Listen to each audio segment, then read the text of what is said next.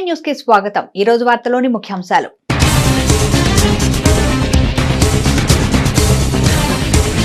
చీరాల నియోజకవర్గ వ్యాప్తంగా ఘనంగా క్రిస్మస్ వేడుకలు, రంగురంగుల విద్యుత్ వెలుగులతో సుందరంగా ముస్తాబు చేసిన చర్చి ప్రాంగణం। లూథరన్ చర్చిలో నిర్వహించిన క్రిస్మస్ ప్రత్యేక ప్రార్థనకు పెద్ద ఎత్తున తరలి వచ్చిన క్రైస్తవ సోదరులు।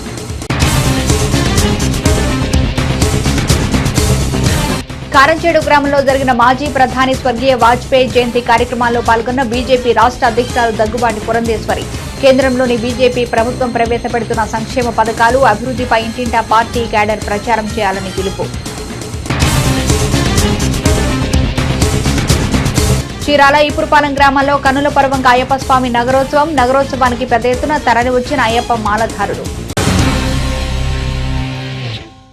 క్రిస్మస్ పర్వదినాన్ని పురస్కరించుకుని చీరాల్లో వేడుకలు ఘనంగా జరిగాయి। ఈ క్రమంలోని చీరాల పట్టణంలోని సెయింట్ మార్క్ లూథరన్ చర్చిలో క్రిస్మస్ ఆరాధన భక్తి శ్రద్ధలతో నిర్వహించారు। అర్ధరాత్రి క్యాండిల్ సర్వీస్ జరిపారు। ఆయా కార్యక్రమాల్లో పెద్ద ఎత్తున క్రైస్తవ సోదరులు హాజరయ్యారు।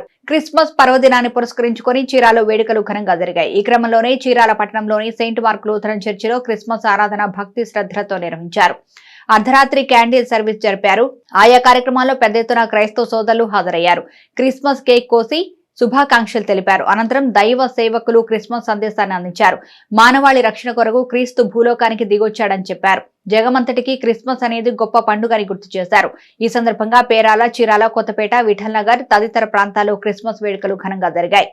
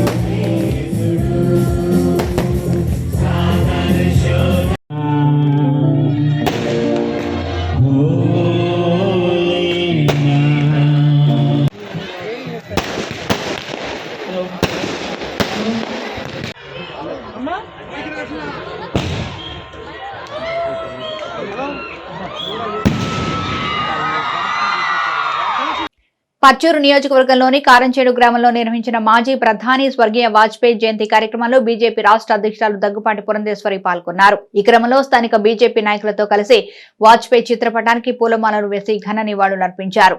రాష్ట్రానికి కేంద్రం నిధులు మంజూరు చేయకుంటే రాష్ట్రంలో అభివృద్ధి శూన్యమని బీజేపీ రాష్ట్ర అధ్యక్షురాలు దగ్గుపాటి పురంధేశ్వరి అన్నారు।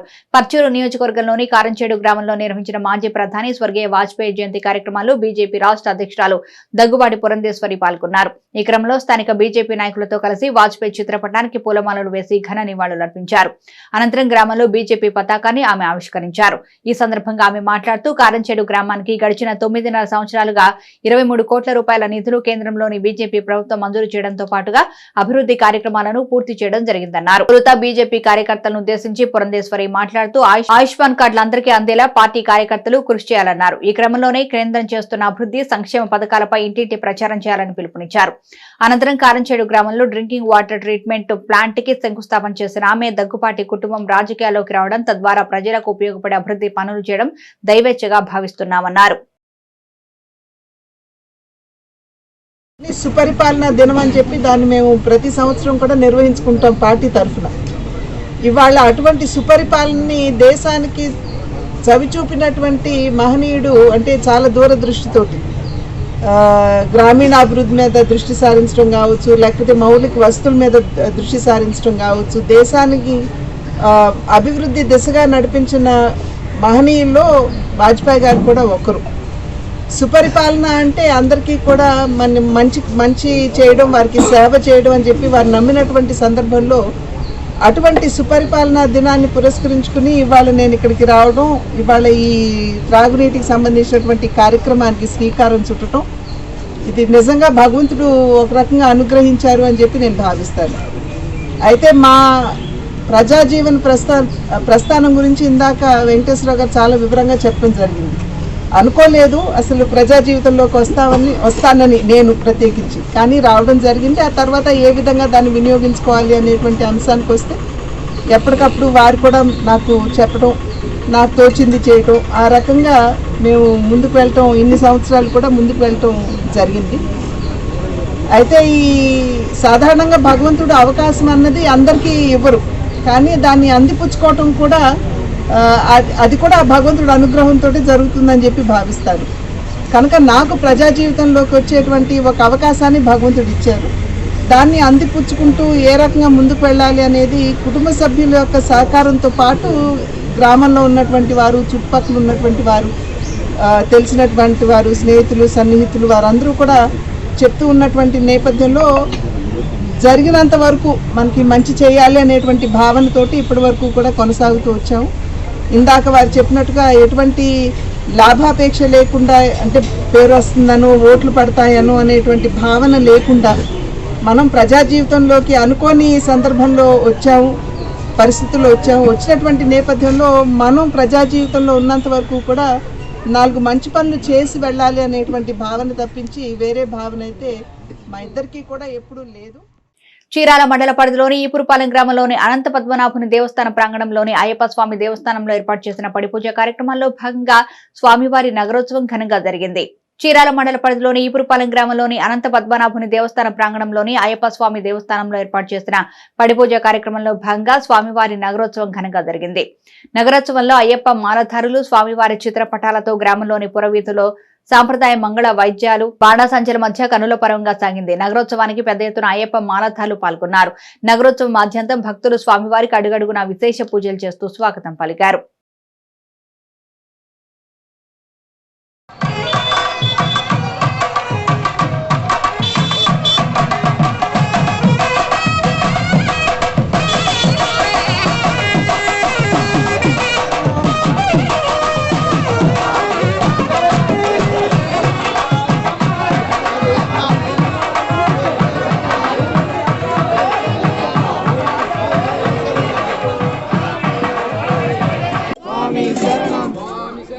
అయ్యప్ప శరణం స్వామి శరణం అయ్యప్ప అయ్యప్ప అయ్యప్ప స్వామి అయ్యప్ప శరణం.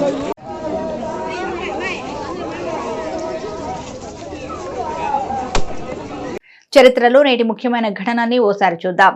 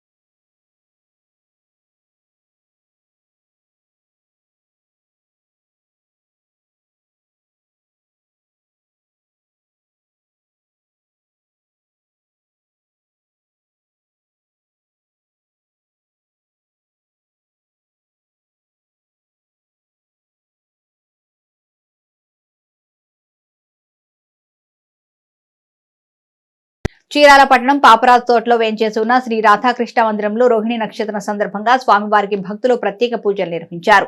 చీరాల పట్టణం పాపరాజు తోటలో వేంచేసి ఉన్న శ్రీ రాధాకృష్ణ మందిరంలో రోహిణి నక్షత్రం సందర్భంగా స్వామివారికి భక్తులు ప్రత్యేక పూజలు నిర్వహించారు. ఈ సందర్భంగా మహిళా సమాజం భక్తులచే భగవద్గీత 18 అధ్యాయాల పారాయణం నిర్వహించారు. ముందుగా స్వామివార్లకు విశేష పూజల అభిషేకాలు నిర్వహించారు.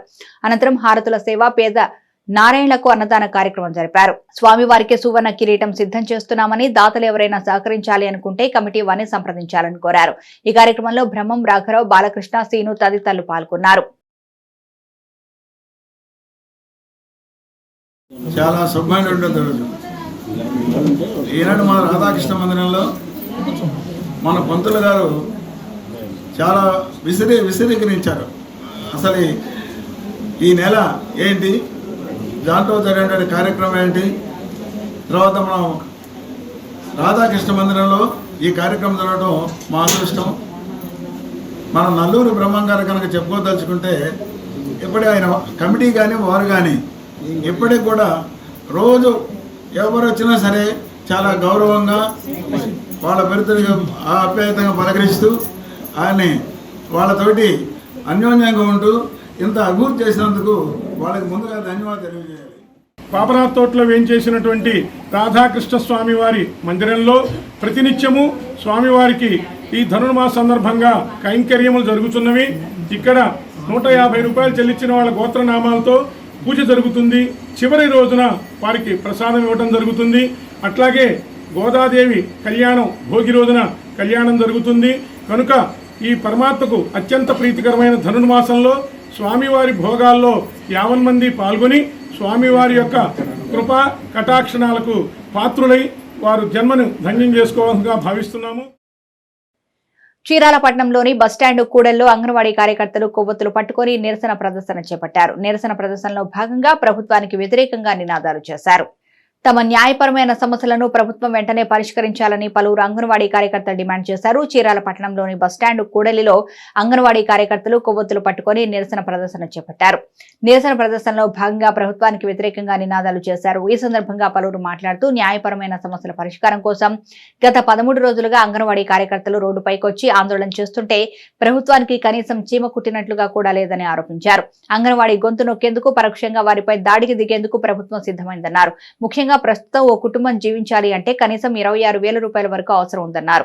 అయితే చాలని జీతాలతో ఇబ్బందులు పడుతున్న అంగన్వాడీ కార్యకర్తలు ఇచ్చిన హామీ నెరవేర్చాలని కోరితే ప్రభుత్వం మొండిగా వ్యవహరించడం సిగ్గుచేటుగా ఉందన్నారు. ఇప్పటికైనా ప్రభుత్వం స్పందించి అంగన్వాడీ కార్యకర్తల సమస్యలను పరిష్కరించాలన్నారు.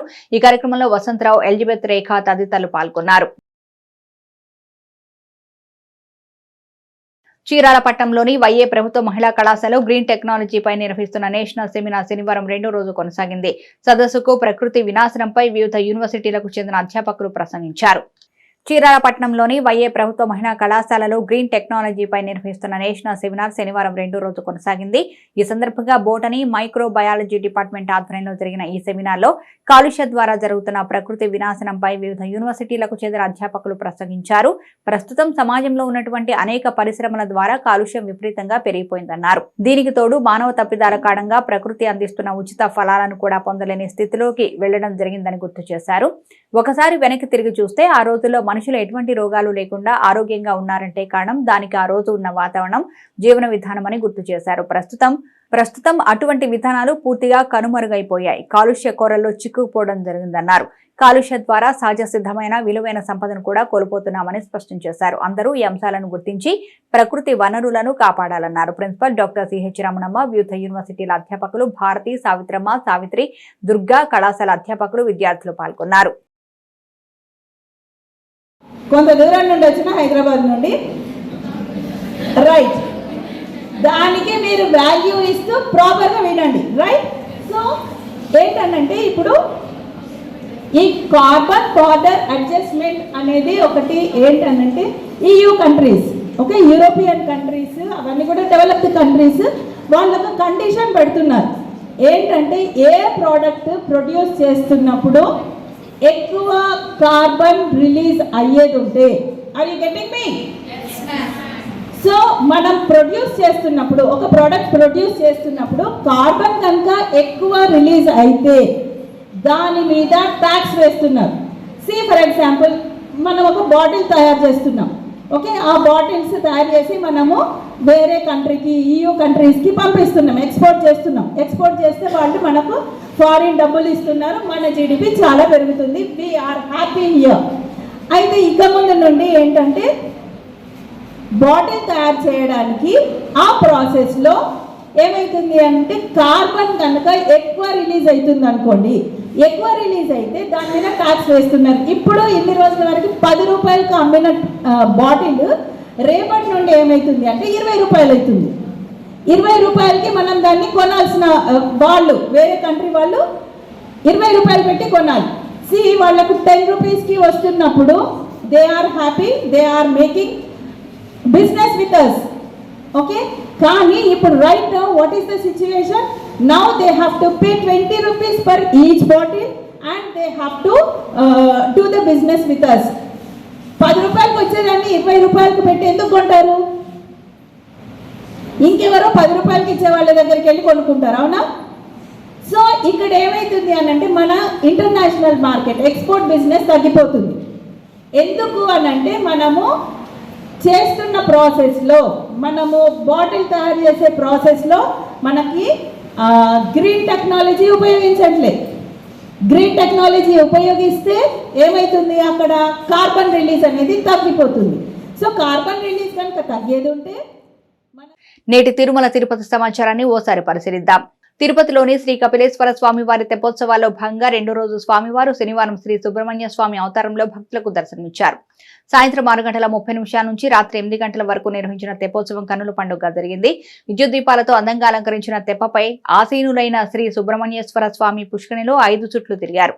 పెద్ద ఎత్తున హాజరైన భక్తులు స్వామివారికి కర్పూర నీరాజనాలు అందించారు. ఈ సందర్భంగా టీటీడీ అన్నమాచార్య ప్రాజెక్టు కళాకారులు భక్తి సంకీర్తనలు ఆలపించారు. ఈ కార్యక్రమంలో ఆలయ జిపిటిఓ Devendrababu, AEO Subbaraju, superintendent Bhupathi, temple ఇన్స్పెక్టర్లు రవికుమార్, బాలకృష్ణ భక్తులు పాల్గొన్నారు. వార్తలోని నేటి అంతర్జాతీయ, జాతీయ, రాష్ట్ర ముఖ్యమైన అంశాలను ఓసారి పరిశీలిద్దాం. మానవ అక్రమ రవాణా జరుగుతోందన్న సమాచారంతో 303 మంది భారతీయులతో నికరాగువా వెళుతున్న విమానాన్ని ఫ్రాన్స్ లో నిలిపివేసిన సంగతి తెలిసిందే. గత వారం లెజెండ్ ఎయిర్లైన్స్ విమానం ఫ్రాన్స్ లో వాట్రీ విమానాశ్రయంలో ఇంధనం నింపుకునేందుకు దిగిన సమయంలో అధికారులు దానిని స్వాధీనం చేసుకున్నారు. ఈ నేపథ్యంలో గత 3 రోజులుగా ప్రయాణికులంతా ఫ్రాన్స్ అధికారుల అధీనంలో ఉన్నారు. అయితే తాజాగా ఈ విమానం తన ప్రయాణాన్ని తిరిగి ప్రారంభించేందుకు అనుమతి లభించినట్లు సమాచారం. ప్రముఖ వార్తా సంస్థ పీటీఐ నివేదిక ప్రకారం 303 మంది భారతీయులతో ఉన్న ఈ విమానం ఫ్రాన్స్ ను వీడేందుకు అనుమతి లభించింది. అయితే ఈ విమానం ఎటు వెళుతుంది అన్న దానిపై స్పష్టత లేదు. షెడ్యూల్ ప్రకారం గమ్యస్థానమైన నికరాగువా వెళుతుందా, లేక భారత్కు వస్తుందా, లేదంటే దుబాయ్కి తిరిగి వెళుతుందా అన్నది తెలియరాలేదు. రాజస్థాన్లోని అజ్మీర్ నగర సమీపంలో త్రుటిలో ఘోర రైలు ప్రమాదం తప్పింది. సేఫ్టీ బ్రేకులు పట్టేయడంతో అజ్మీర్ సిల్దా ఎక్స్ప్రెస్ రైలు పట్టాలు తప్పి పక్కకు దూసుకెళ్లింది. మొత్తం 4 బోగీలు పట్టాలపై నుంచి పక్కకు వెళ్లాయి. సోమవారం ఉదయం 8 గంటలకు మదర్ రైల్వే యార్డు దగ్గర ఈ ప్రమాదం చోటు చేసుకుందని అధికారులు తెలిపారు. పట్టాలు తప్పిన 4 బోగీలు బోల్తా పడితే ఘోరం జరిగేదని, బోల్తా పడకపోవడంతో పెను ప్రమాదం తప్పిందని north western railway chief public relation officer Sasikiran చెప్పారు. ప్రస్తుతం రైల్వే అధికారులు డిఆర్ఎం ఘటనా స్థలంలో ఉన్నారని, పట్టాలు తప్పిన 4 బోగీలను తిరిగి ట్రాక్ పైకి ఎక్కించే పనులు జరుగుతున్నాయని వెల్లడించారు. ఈ ప్రమాదంలో ఎలాంటి ప్రాణ నష్టం గానీ, ఎవరికి ఎలాంటి గాయాలు గానీ కాలేదని తెలిపారు. ముఖ్యమంత్రి జగన్ సంచలన నిర్ణయాల దిశగా అడుగులు వేస్తున్నారు. అధికారం నిలబెట్టుకోవడమే లక్ష్యంగా వ్యూహాలు సిద్ధం చేస్తున్నారు. ప్రతిపక్షాలకు ఏమాత్రం అవకాశం ఇవ్వకూడదని భావిస్తున్నారు. పొత్తులతో జగన్ ఓటమి లక్ష్యంగా ప్రతిపక్షాలు ఏకమవుతున్న వేళ జగన్ సంక్షేమమే అస్త్రంగా బరిలోకి దిగుతున్నారు. మరిన్ని పథకాల ప్రకటనపైన కసరత్తు జరుగుతోందని సమాచారం. రైతులు, మహిళలే లక్ష్యంగా సంక్రాంతి వేళ కీలక ప్రకటనకు సిద్ధమవుతున్నట్లు తెలుస్తోంది. ముఖ్యమంత్రి జగన్ వచ్చే ఎన్నికల్లో గెలుపు ఖాయమనే ధీమాతో ఉన్నారు. ప్రతిపక్షాలన్నీ కలిసి వచ్చినా తాను సింగిల్ గానే పోటీ చేస్తానని ప్రకటించారు. ఇదే సమయంలో తాను అమలు చేసిన సంక్షేమమే తాను గెలుస్తుందని విశ్వసిస్తున్నారు. అటు ప్రతిపక్షాలు పొత్తులతో జగన్ ఓడించాలనే లక్ష్యంతో వ్యూహాలు అమలు చేస్తున్నారు. ఈ సమయంలో జగన్ వారిపైన ఎన్నికల అస్త్రాలను సిద్ధం చేస్తున్నారు. పులివెందుల పర్యటనలో భాగంగా పార్టీ నేతలతో జగన్ కీలక వ్యాఖ్యలు చేశారు. భవిష్యత్తులో సరికొత్త పథకాలు తీసుకొస్తున్నట్లు సూచనప్రాయంగా వెల్లడించారు. వివక్ష లేని సుపరిపాలనే తన లక్ష్యమని స్పష్టం చేశారు. నమ్మకం రెట్టింపయ్యేలా పనిచేస్తున్నామని జగన్ చెప్పుకొచ్చారు.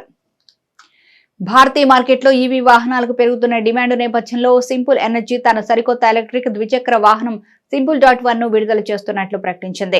ముందుగా బుక్ చేసుకున్న Simple.1 కస్టమర్లకు ప్రత్యేకంగా 99,999 ప్రారంభ ధర అందుతుంది. కొత్త కస్టమర్ల కోసం ప్రారంభ ధర జనవరి 2024లో కొంచెం ఎక్కువ ప్రీమియంతో వెల్లడి చేస్తామని కంపెనీ ప్రకటించింది.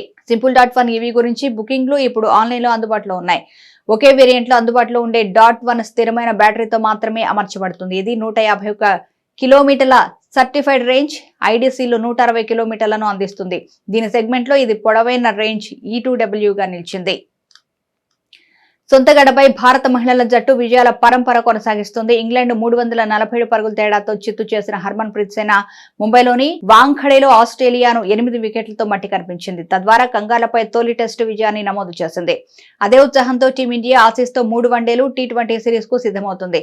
దాంతో సోమవారం బీసీసీఐ 17 మందితో కూడిన స్క్వాడ్ ను ప్రకటించింది. మహిళల ప్రీమియర్ మహిళల ఏ జట్టు తరపున అద్భుతంగా రాణించిన శ్రేయాంక పాటిల్, మన్నత్ కశ్యప, సైకా ఇషాక్, టిటస్ సాధులకు వన్డే T20 సిరీస్ బృందంలో చోటు దక్కింది.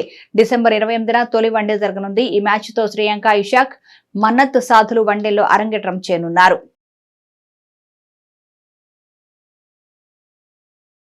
నవ్య న్యూస్ ముగించే ముందు ముఖ్యాంశాలు మరోసారి.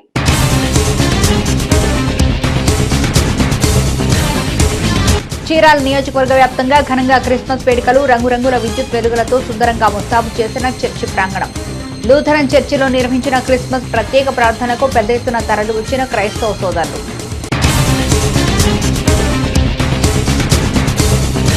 కారంచేడు గ్రామంలో జరిగిన మాజీ ప్రధాని స్వర్గీయ వాజ్పేయి జయంతి కార్యక్రమాల్లో పాల్గొన్న బీజేపీ రాష్ట్ర అధ్యక్షురాలు దగ్గుబాటి పురంధేశ్వరి. కేంద్రంలోని బీజేపీ ప్రభుత్వం ప్రవేశపెడుతున్న సంక్షేమ పథకాలు, అభివృద్ధిపై ఇంటింటా పార్టీ క్యాడర్ ప్రచారం చేయాలని పిలుపు. చీరాల ఈపురపాలెం గ్రామాల్లో కన్నుల పర్వంగా అయ్యప్ప స్వామి నగరోత్సవానికి పెద్ద ఎత్తున తరలి వచ్చిన అయ్యప్ప మాలధారులు.